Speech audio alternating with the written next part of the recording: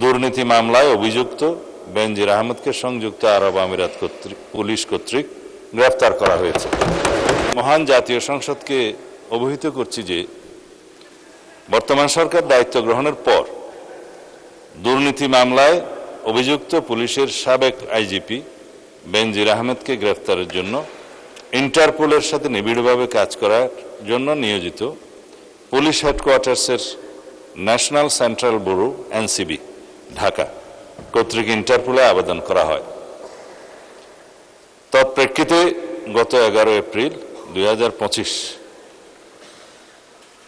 এটা 2025-এ পাঠানো হয়েছিল, আমরা এটা মনিটর করেছি। ইন্টারপোল 2025/12239 নম্বর ফাইল ও A5174/4 2025 কন্ট্রোল নম্বরের মাধ্যমে বেনজির আহমেদের প্রতি রেড নোটিশ জারি করে। উক্ত রেড নোটিশের মাধ্যমে ইন্টারপোল কর্তৃক সংযুক্ত আরব আমিরাতের স্বরাষ্ট্র মন্ত্রণালয়কে অনুরোধ করা হয় গ্রেফতারের জন্য।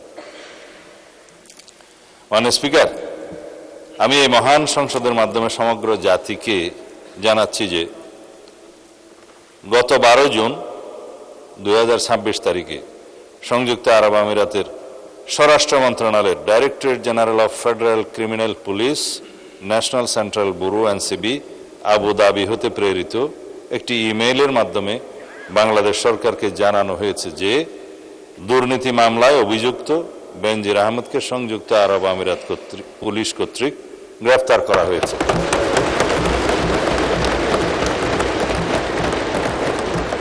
এবং তিনি বর্তমানে সেখানে আটক আছেন। মাননীয় স্পিকার, আমি এই মহান সংসদকে আরো অবহিত করছি যে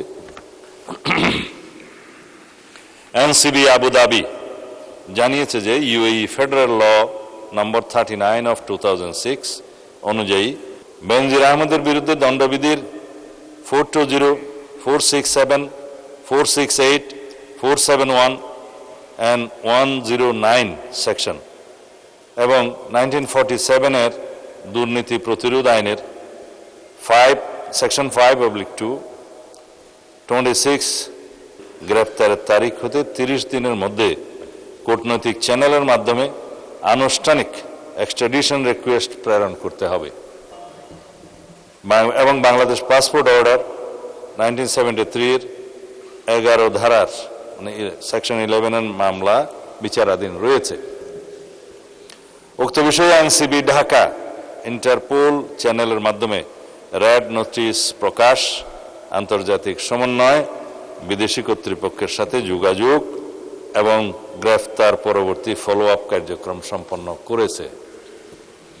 দুদক কর্তৃক প্রত্যার্পণের জন্য প্রয়োজনীয় মামলা, গ্রেফতারি পরোয়ানা ও তদন্ত সংক্রান্ত দলিলাদি প্রস্তুত, স্বরাষ্ট্র মন্ত্রণালয় কর্তৃক এক্সট্রাডিশন প্রপোজাল প্রস্তুত ও অনুমোদন এবং পররাষ্ট্র মন্ত্রণালয়ের মাধ্যমে ইউএই কর্তৃপক্ষের নিকট কূটনৈতিক চ্যানেলে আনুষ্ঠানিক এক্সট্রাডিশন রিকোয়েস্ট প্রেরণ করে এনসিবি আবুধাবির সাথে সমন্বয়পূর্বক অতি দ্রুতই তাকে বাংলাদেশে নিয়ে আসা হবে।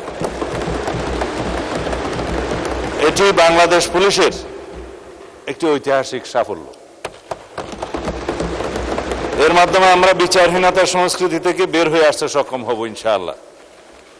পাশাপাশি এর মাধ্যমে আমরা জাতিকে আশ্বস্ত করতে চাই যে অপরাধী যত শক্তিশালী হোক না কেন আইনের ঊর্ধ্বে কেউ নয়।